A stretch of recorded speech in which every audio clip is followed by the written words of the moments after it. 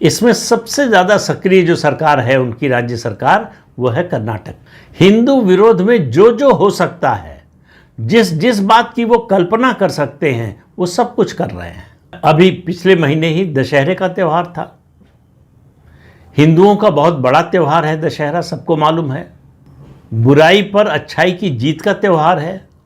ये त्यौहार मनाया जाता है क्योंकि भगवान श्री राम ने रावण का वध किया था। लेकिन इसको कहा गया कि ये जो है हिंदुओं का त्यौहार नहीं है, और सुप्रीम कोर्ट ने ये मान्यता दे दी इसको। ये बात, ये शब्द इस्तेमाल नहीं किया, लेकिन कहा सरकारी कार्यक्रम में किसी को बुलाया जा सकता है। तो ऐसे व्यक्ति को बुलाया गया जो जिसका हिंदू धर्म पर विश्वास नहीं है, हिंदू धर्म में आस्था नहीं है। तो दशहरा एक धार्मिक त्यौहार है, धार्मिक आयोजन है, सनातन धर्म का आयोजन है। उसमें एक विधर्मी को बुलाना जो इस सनातन धर्म को नष्ट करना चाहता है, उसको जस्टिफाई कर रही है कांग्रेस, और उसको मदद मिल रही है सुप्रीम कोर्ट से।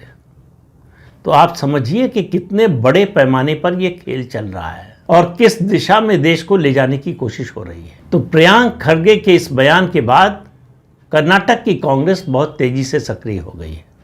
तो आपको आने वाले दिनों में सुनने को मिल जाएगा, इस तरह का शासनादेश जारी होगा कि सार्वजनिक जगहों पर, सरकारी जगहों पर, स्कूल, कॉलेज, यहाँ तक कि मंदिर में भी संघ के कार्यक्रम नहीं हो सकते।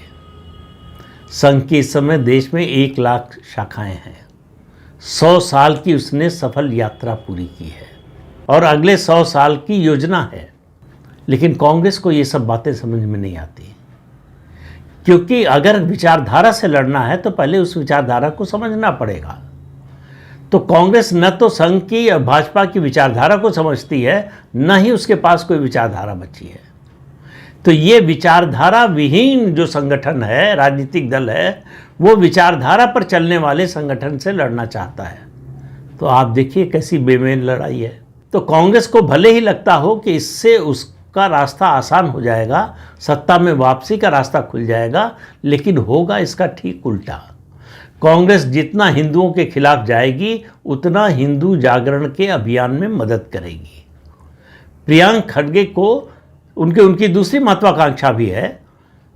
उनको मालूम है कि इस विधानसभा के बाद जो चुनाव होगा उसमें कांग्रेस लौटने वाली नहीं है, और उसके बाद सिद्धारमैया और डीके शिव कुमार, जो 2 बड़े नेता हैं कर्नाटक में कांग्रेस के, दोनों का राजनीतिक जीवन जो है वो समाप्त हो जाएगा।